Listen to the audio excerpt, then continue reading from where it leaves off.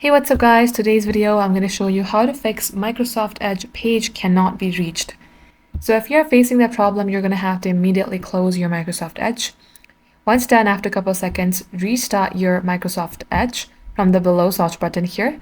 Type in Microsoft Edge and see if it changes your problem or if it fixes anything. The next thing you could try is select this three dot icon.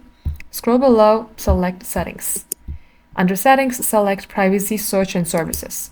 From here, select Clear Browsing Data, and you may go ahead clear the browsing data of all time or according to your preferred date and time.